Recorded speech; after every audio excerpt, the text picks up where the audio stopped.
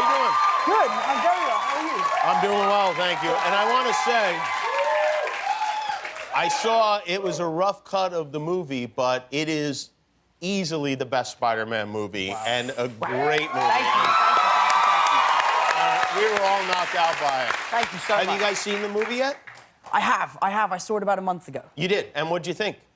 You know when you revise for an exam and you feel like you crushed it, but the longer you wait for the results, the more you think you kind of... He's British, by the way. ...ruined it.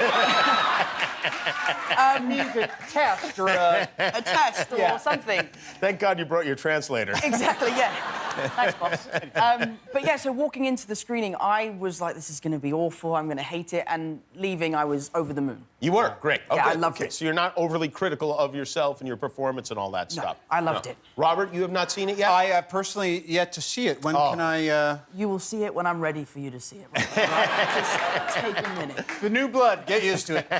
Robert, how much are you involved in casting Tom in this movie? I would assume that there's some kind of... that you play some kind of role in that. Yeah, well, when we were doing Civil War was when, right at the beginning of that, they were casting, and so they brought in all the finalists for the exam. Yes. And the exam and Tom Nettle. I mean, what I had to do, they're like, he's great, isn't he? I was like, yeah, he is. And that was it? 3 words. Nice. Yeah. Did they say he's great, isn't he, about any of the other guys that they brought in?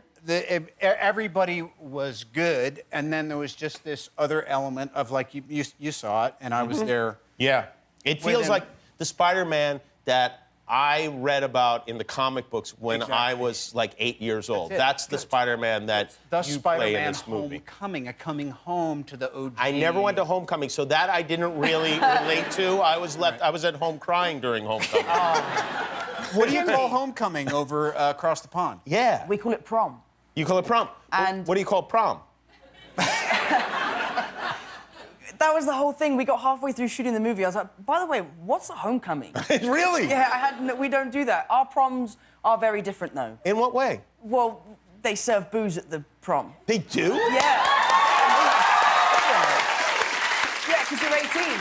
We have to drink ours in the parking lot before we get in. Exactly. That was half the fun.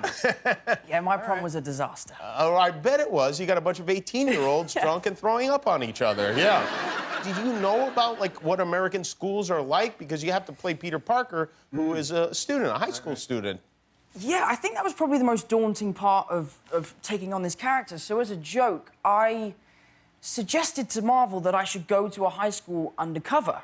Right. And it was completely a joke, and Marvel took it completely seriously. I guess they didn't get my British sarcasm. Yeah, they do that. And, yeah, so the next thing I know, I was, like, had a backpack with a pencil case on my way to Bronx School of Science. Oh, boy. Did they let you go to actual class? Yes, yeah, I went to school with a fake name and a fake accent. Did you have a fake mother drop you off at the...